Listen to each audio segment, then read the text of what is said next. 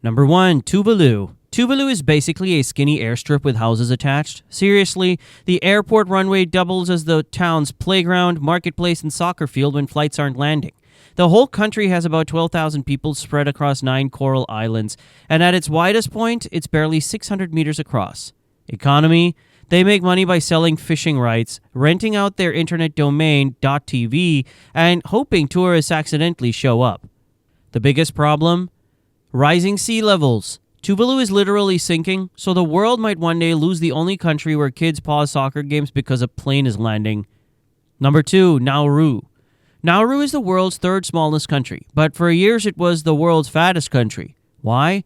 Because their entire economy was built on bird poop. No joke. They sold phosphate from seabird droppings and got filthy rich in the 1970s.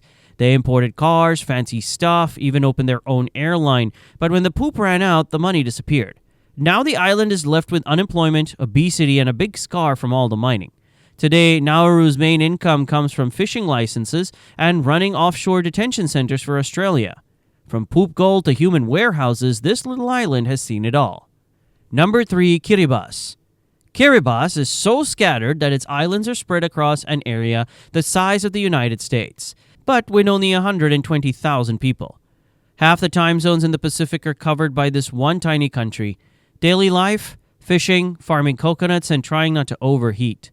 What's it famous for? Being the first place on Earth to see the sunrise every new year. Also for slowly sinking, like Tuvalu. Their economy relies on tuna fishing, remittances from citizens working abroad, and the occasional confused tourist who thought they were going to Fiji. Number 4. Comoros. Ever heard of Comoros? No?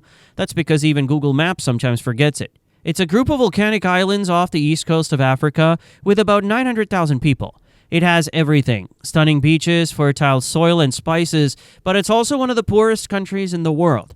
Their economy is built on vanilla, cloves, and ylang ylang, the flower that makes expensive perfume smell. Expensive. Politics: Comoros has had 20 coups or attempted coups since independence in 1975.